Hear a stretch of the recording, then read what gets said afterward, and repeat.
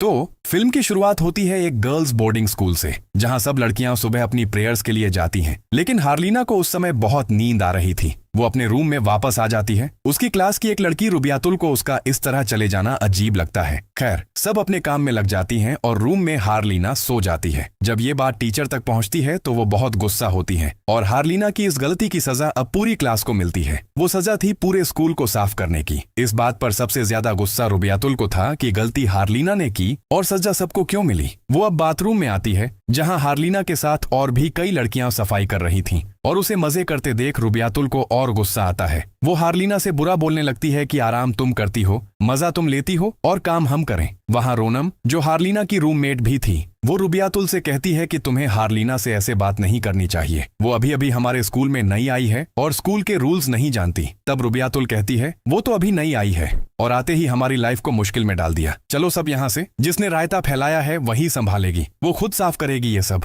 यहाँ तक कि वो और कीचड़ भी डाल देती है ताकि हार्लिना को सफाई करने में और परेशानी हो। सबको साथ लेकर वो वहां से चली जाती है और बाकी सब लड़कियां भी हार्लिना को अकेला छोड़ देती हैं, रोनम के अलावा, जिसे हार्लिना पर तरस आ रहा था। हार्लिना रोनम से कहती है, कोई बात नहीं, अगर तुम भी जाना चाहो तो चली जाओ, मैं अकेले मैनेज कर लूंगी। लेकिन रोनम प्यार से सिर हिलाकर काम में लग जाती है और इस तरह उनकी दोस्ती और गहरी हो जाती है। हार्लिना अब उसे बताती है कि उसे बोर्डिंग स्कूल में रहना बहुत मुश्किल लग रहा है, क्योंकि पहले उसने ये काम कभी नहीं किए। वो अपनी मॉम डैड की इकलौती बेटी थी, जिसके मुंह से जो निकलता था वो पूरा कर दिया जाता था। वो अपनी मर्जी से जिंदगी जीती थी। इसी वजह से यहाँ के रूल्स के हिसाब से एडजस्ट होना उसके लिए बहुत मुश्किल हो रहा था। खैर, उनका काम खत्म हो जाता है और अगला दिन भी आ जाता है। आज सब बच्चों के पेरेंट्स उनसे मिलने आए थे। हार्लिना की मॉम भी आई। हार्लिना अपनी मॉम से कहती है, मॉम, मैं इस बोर्डिंग स्कूल में रहना नहीं चाहती। कोई मुझे यहाँ पसंद नहीं करता, यहाँ कोई मेरा ध्यान नहीं रखता और सबसे जरूरी बात, यहाँ की बेडशीट से भी बहुत बुरी स्मेल आती है। ये सुनकर हार्लिना की मॉम हंसने लगती है और कहती हैं, कल ही मैं तुम्हारे लिए नई बेडशीट्स लेकर आऊंगी और इतनी जल्दी तुम्हें यहाँ से जाने का फैसला नहीं लेना चाहिए। कम से कम एक सेमेस्टर तो यहाँ बिताओ, उसके बाद भी अगर तुम एडजस्ट नहीं कर पाई तो मैं तुम्हारे डैड से बात कर लूंगी। इन बातों के बीच हार्लिना नोटिस करती है कि रुबियातुल के पेरेंट्स उसे डांट रहे हैं।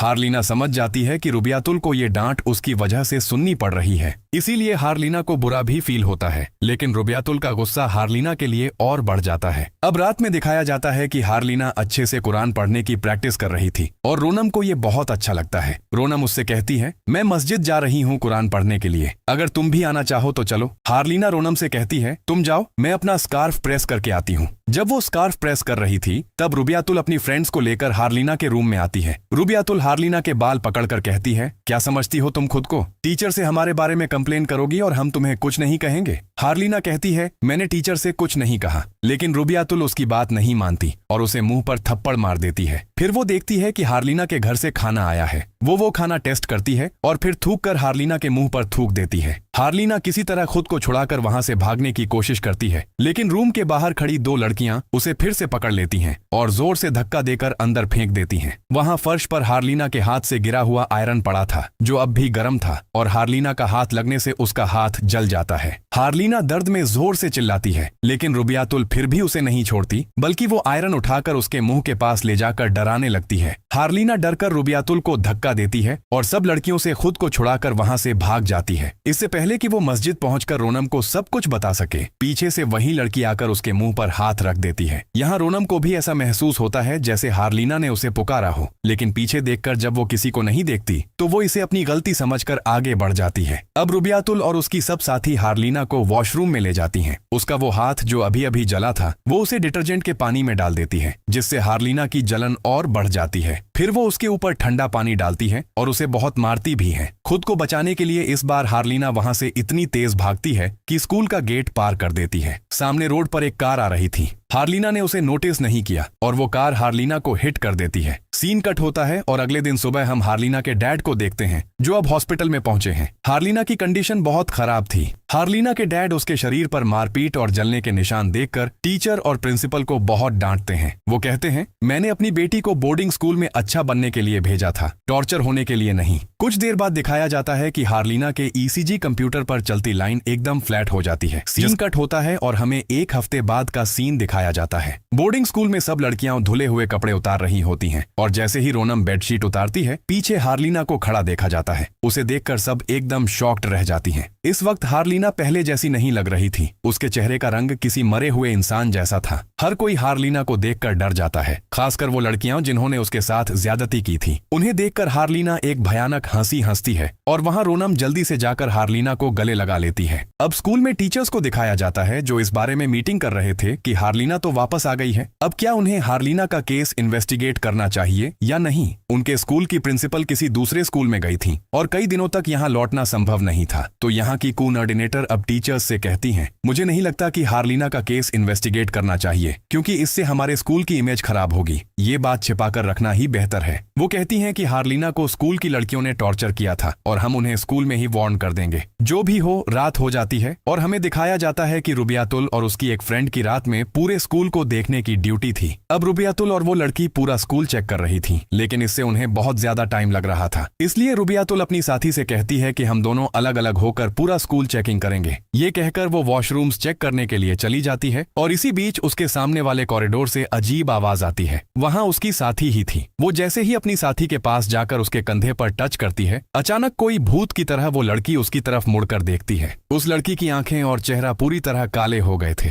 जिसे देखकर रुबियातुल बहुत डर जाती है। वो जल्दी से स्टाफ रूम की तरफ भागती है और टीचर्स के दरवाजे पर नॉक करने लगती है, लेकिन टीचर्स दरवाजा नहीं खोलते। तभी वो लड़की जो पॉजेस हुई थी वहां आ जाती है। वो रुबियातुल का गला पकड़ती है और डरावनी आवाज में कहती है, ये सब तेरी ही सजा है जो तूने किया था। अचानक उस लड़की का चेहरा हार्लिना के चेहरे में बदल जाता है और भी भयानक हो जाता है। आवाज सुनकर टीचर आखिरकार बाहर आते हैं और उस लड़की के हाथ में रुबियातुल का गला देखकर वो लड़की के हाथ से रुबियातुल को छुड़ाते हैं, लेकिन इस सब में वो पॉजेस लड़की अपनी पूरी ताकत से टीचर को नीचे गिरा देती है। टीचर समझ जाती हैं कि इस बच्ची को किसी एंटिटी ने पॉजेस कर लिया है, इसलिए वो उसका सिर पकड़कर डेमन को रोकने के लिए कुछ पढ़ना शुरू करती हैं। वो वहां आए एक और टीचर से पानी मांगती है और उस पर कुछ पढ़कर फूंकती है। फिर वो पानी उस बच्ची पर डाल देती है, जिससे उसके अंदर का डेमन कमजोर हो जाता है। थोड़ा रिलैक्स होने से पहले टीचर उस एंटिटी से पूछती हैं, कौन हो तुम? तब वो एंटिटी जवाब देती है, मैं शैतान हूँ। अब रुबियातुल के साथ जो कुछ हुआ उससे वो बहुत डर गई थी और अपने रूम में ही रहती थी।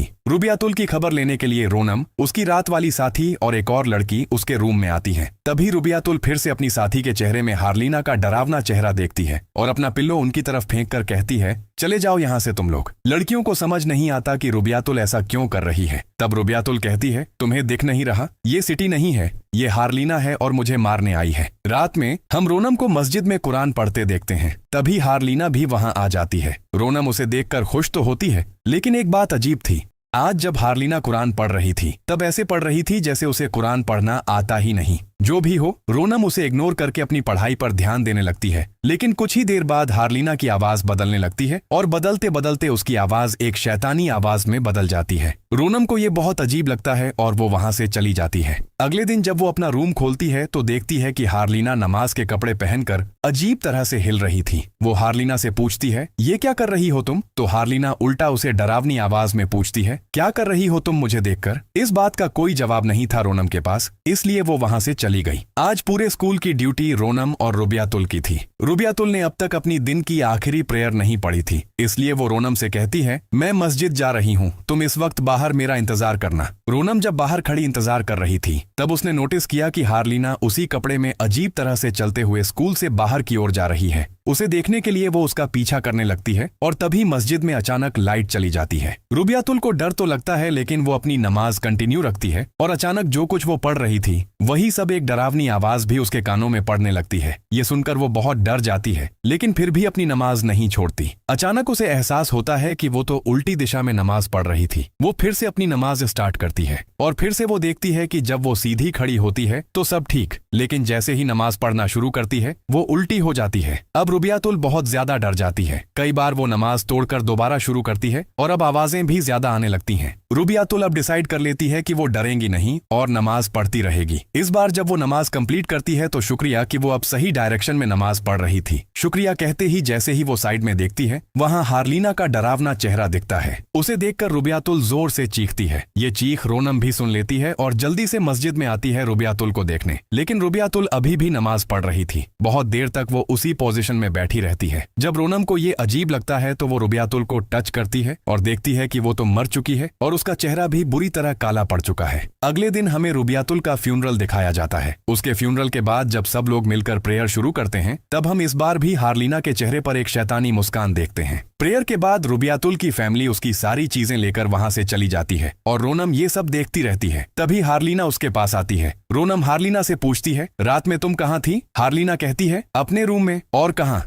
रोनम हार्लिना की बात तो मान लेती है, लेकिन उसका मन नहीं मानता क्योंकि कहीं न कहीं उसे शक होता है कि इन सब कामों के पीछे और कोई नहीं बल्कि हार्लिना ही है। चूंकि रुबियातुल की मौत हो गई थी, इसलिए रुबियातुल की साथी सिटी रोनम से कहती है, तुम मेरी रूममेट बन जाओ। रोनम भी राजी हो गई क्योंकि अब उसे भी हार्लिना को देखकर डर लगता था। सीन कट होता है और हमें स्टाफ रूम का सीन दिखाया जाता है, जहां टीचर कोऑर्डिनेटर से कहती हैं, हमें रुबियातुल के पेरेंट्स को ये बता देना चाहिए कि उसकी मौत नेचुरल नहीं थी। उसकी मौत के पीछे कोई खास वजह है जिसे उन्हें ढूंढना चाहिए। तब कोऑर्डिनेटर कहती हैं, हम ऐसी कोई बात स्कूल से बाहर नहीं निकाल सकते जिसके लिए हम खुद कॉन्फर्म नहीं हैं। लेकिन टीचर यहाँ कोऑर्डिनेटर की बात नहीं मानती और कहती है, ये मामला बहुत बढ़ गया है। पहले हार्लिना का इस तरह टॉर्चर होना और अब रुबियातुल की मौत होना, इसके बीच एक लड़की का पजेस होना, ये सब चीजें छोटी नहीं है। सीन कट होता है और हमें रोनम को दिखाया जाता है, जो सिटी के रूम में तो आई थी लेकिन उसे यहाँ नींद नहीं आ रही थी। बहुत देर बाद उसे नींद तो आती है, लेकिन जैसे ही उसकी आंख खुलती है वो देखती है कि वो इस वक्त सिटी के रूम में नहीं बल्कि हार्लिना के रूम में है,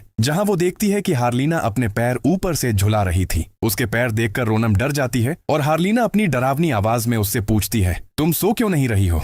ये सुनकर रोनम और ज्यादा डर जाती है और दूसरी तरफ मुंह फेर लेती है। अब हार्लिना बेड से नीचे उतर आती है। रोनम के बेड के पास आकर हार्लिना रोनम को पुकारती है और जैसे ही रोनम पीछे देखती है तो अजीब बात, हार्लिना वहां से गायब थी। अब रोनम हार्लिना को चेक करने के लिए बाहर निकलती है। उधर सिटी के रूम में जब सिटी जागती है तो उसे भी रोनम अपने रूम में नहीं दिखती। वो अपनी एक और रूममेट को उठाती है और दोनों मिलकर रोनम को ढूंढने निकलती हैं। जैसे ही वो कॉरिडोर में पहुंचती है, अचानक सिटी की साथी को लगता है कि सिटी उसके पीछे से गायब हो गई है। वो पीछे मुड़कर देखती है तो सच में वहां सिटी नहीं थी और अब कॉरिडोर में एक अजीब आवाज गूंज उठती है जो कहती है, अपने लिए प्रार्थना करो दिल्ला। दिल्ला इस लड़की का नाम था। ये सुनकर लड़की बहुत डर जाती है और जैसे ही पीछे मुड़कर देखती है, वहां हार्लिना अपने डरावने चेहरे के साथ उसे देख रही थी। ये देखकर लड़की जोर से चिल्लाती है और अपनी आंखों पर हाथ रख लेती है। कुछ देर बाद वहां रोनम आती है और उसे संभालती है, फिर उससे पूछती है कि सिटी कहाँ है। दोनों को अब सिटी की याद आती है। इस वक्त सिटी बाहर दोनों को ही ढूंढ रही थी। तभी उसके सामने वो डरावनी हार्लिना आ जाती है। उसे देखकर डर के मारे वो जल्दी से मस्जिद की ओर भागती है और शुक्र है कि वहां बाकी सारी लड़कियां मौजूद थीं। कम से कम वो अब सबके साथ सेफ थीं। लेकिन एक अजीब बात उसने नोटिस की, सारी लड़कियां बहुत तेजी से प्रेयर पढ़ रही थीं और जल्दी जल्दी प्रेयर खत्म करके सब लड़कियां अचानक डरावने अंदाज में सिटी को देखने लगती हैं। ये देखकर सिटी डर जाती है और तभी एक कपड़ा उड़कर उसके चेहरे पर गिरता है। डर के मारे सिटी जोर जोर से चिल्लाने लगती है और उसकी आवाज सुनकर रोनम वहां पहुंचती है और उसके चेहरे से वो कपड़ा हटाती है। ये सब देखकर दिल्ला तुरंत टीचर को बुलाने के लिए भागती है। वो जोर जोर से नॉक करती है और अचानक दरवाजा अपने आप खुल जाता है। वह अब टीचर को जगाना चाहती थी, लेकिन टीचर नहीं उठती और अचानक उसे पीछे किसी के होने का एहसास होता है। वह पीछे मुड़कर देखती है तो वहां वही भूत बन चुकी हार्लिना खड़ी थी, जिसे देखकर वह डर जाती है और जब वह फिर बेड की तरफ देखती है तो वहां अब टीचर भी नहीं थी और यहाँ का दरवाजा भी बंद हो चुका था। वह फिर पीछे मुड़ती है। उसे हार्लिना की डरावनी आवाज और धमकी सुनाई देती है। वह डर के मारे दीवार से सटने ही वाली थी कि अचानक पीछे से हार्लिना ने उसका गला दबा दिया। उसकी चीख सुनकर टीचर्स भी उठकर आ जाती हैं। टीचर्स जल्दी से उस दूसरे टीचर के रूम में जाती हैं जहां से चीख सुनाई दे रही थी। दरवाजा खोलने पर वे वहां किसी को नहीं पाती। जब वे मस्जिद की ओर जाती हैं तो देखती हैं कि ये चीखें अब बाकी लड़कियों की थीं, क्योंकि वह बच्ची अब मर चुकी थी और उसका पूरा चेहरा पूरी तरह ग्रे हो चुका था। रोनम, जो उसकी मौत से बहुत दुखी थी, देखती है कि पिलर के पीछे खड़ी हार्लिना अजीब तरह हंस रही है और उसे समझ आ जाता है कि ये सब हार्लिना ही कर रही है। ये बताने के लिए वह जल्दी से टीचर्स के पास जाती है। अब टीचर्स को भी आभास हो जाता है कि यहाँ कोई बहुत बड़ा खतरा आ चुका है। सब लड़कियों की सुरक्षा के लिए वे सभी लड़कियों को एक साथ मस्जिद में बुलाते हैं, लेकिन अब इन लड़कियों में हार्लिना नहीं थी, इसलिए यहाँ के बड़े टीचर हार्लिना को ढूंढने निकलते हैं। सीन कट होकर हमें हार्लिना की मॉम डैड दिखते हैं, जो एक कॉल सुनकर बहुत चिंतित हो जाते हैं। वहीं सीन फिर उन लड़कियों को दिखाता है। सिटी रोनम से कहती है, मुझे बाथरूम जाना है, क्या तुम साथ चलोगी? रोनम भी राजी हो जाती है और सिटी वॉशरूम की ओर जाती है। रोनम आउटसाइड बाहर खड़ी होकर सिटी का इंतजार कर रही थी, लेकिन अचानक वह देखती है कि सिटी दूसरी तरफ जा रही है। वह भी सिटी का पीछा करती है और सिटी के कंधे पर हाथ रखती है। तभी पीछे से असली सिटी आकर उसे आवाज देती है और जब वे दोनों पीछे मुड़कर देखते हैं तो वहां सिटी की शक्ल में कोई नहीं बल्कि भूत बन चुकी हार्लिना खड़ी होती है, जिसे देखकर वे दोनों चीखती हैं और वहां से भागने की कोशिश करती हैं, पर हार्लिना उनकी कोशिशें नाकाम कर देती है। उनकी चीख सुनकर टीचर्स भी वहां आ जाती हैं और आखिरकार वे हार्लिना को पकड़ लेते हैं। वे हार्लिना के बाल पकड़कर उस पर कुछ प्रेयर्स पढ़ना शुरू करते हैं और उन्हें पता चलता है कि इस वक्त हार्लिना के बॉडी के अंदर असल में हार्लिना की सोल नहीं थी, बल्कि एक डेमन था, जिसे वे हार्लिना की बॉडी से बाहर जाने को कहते हैं। इतने में हार्लिना के मॉम डैड भी वहां पहुंच जाते हैं और हार्लिना की मॉम हार्लिना को यहां से ले जाने की जिद करने लगती है। और यहीं से सीन कट होकर हमें फ्लैशबैक में दिखाया जाता है कि जब हार्लिना का एक्सीडेंट हुआ था, तब वह एक्सीडेंट असल में हार्लिना की मॉम की गाड़ी की वजह से हुआ था। जब हार्लिना की मॉम बेडशीट्स देने के लिए आ रही थी, पर हार्लिना की मॉम बाहर निकलकर देखती हैं तो उन्हें लगता है कि वहां कोई लकड़ी पड़ी है, जिसे वह एक तरफ कर देती हैं और अपना सफर जारी रखती हैं। यहाँ उसके हस्बैंड जब अपनी कार पर स्क्रैच देखा, तब उसे समझ आ गया कि हार्लिना के एक्सीडेंट के पीछे उसकी मॉम थी, लेकिन उसने ये बात अपनी वाइफ को नहीं बताई, क्योंकि इससे उसकी वाइफ बहुत दुखी हो जाती। सीन फिर प्रेजेंट में लौटता है, जहां हम देखते हैं कि हार्लिना के बॉडी के अंदर वो डेमन हार्लिना की मॉम को ही जंगल के अंदर ले जाता है और कुछ देर बाद हार्लिना की मॉम के बॉडी को वो जंगल से फिर बाहर फेंक देता है। लेकिन तब तक हार्लिना की मॉम की मौत हो चुकी होती है। हार्लिना भी अब वहां आ चुकी थी, तो टीचर्स जल्दी से हार्लिना को पकड़ते हैं, लेकिन हार्लिना इस वक्त इतनी पावरफुल थी कि उसने उन दोनों को उछाल कर फेंक दिया। अब ये दोनों टीचर फिर हिम्मत करते हैं और हार्लिना का एक्सॉर्सिज्म शुरू करते हैं। उसका डैड उसकी हालत देखकर रो रहा था और सीन फिर से फ्लैशबैक में चला जाता है, जहां हमें दिखाया जाता है कि उस दिन हार्लिना सच में मर गई थी, लेकिन ये बात उसके डैड बर्दाश्त नहीं कर पाए। उन्होंने अपनी इकलौती बेटी की मौत की बात किसी को नहीं बताई, बल्कि उल्टा एक जादूगर के पास गए और उससे कहा कि वो हार्लिना को जिंदा कर दे। उस जादूगर ने एक बड़े लोहे के नेल पर कुछ मंत्र पढ़कर वो नेल हार्लिना के डैड को दिया और कहा कि इसे हार्लिना के सिर में गाड़ दो और इसे तब तक बाहर मत निकालना जब तक हार्लिना का बदला पूरा ना हो जाए। उसकी बात मानकर हार्लिना के डैड ने वैसा ही किया। ये सब करने के बाद हार्लिना के डैड ने हार्लिना की मॉम से भी कहा कि अब हार्लिना की हालत बेहतर हो रही है, इसलिए मैंने उसे फिर से बोर्डिंग स्कूल भेज दिया है। बोर्डिंग स्कूल भेजने के बाद की पूरी कहानी तो हम देख ही चुके हैं। सीन फिर से प्रेजेंट में लौटता है, जहां अब हार्लिना के डैड ही जाकर हार्लिना के सिर से वो नेल बाहर निकाल देते हैं। जैसे ही वो नेल बाहर निकाला जाता है, वहां का सारा तांडव रुक जाता है और हमें हार्लिना का फ्यूनरल दिखाया जाता है। बोर्डिंग स्कूल की सारी लड़कियों को उनके घर भेज दिया जाता है और आखिर में हम रोनम को देखते हैं, जो हार्लिना की ग्रेव के पास आई थी। मूवी के पोस्ट क्रेडिट सीन में हमें हार्लिना के डैड को घर में अकेला दिखाया जाता है। तभी वही जादूगर उनके घर नॉक करता है और उनसे कहता है, मैंने कहा था जब तक हार्लिना का बदला पूरा ना हो वो नेल मत निकालना। इसका साफ मतलब था कि अब कुछ बुरा जरूर हार्लिना के डैड के साथ होने वाला था। और बस ये सब दिखाते दिखाते ये कहानी यहाँ खत्म हो जाती है।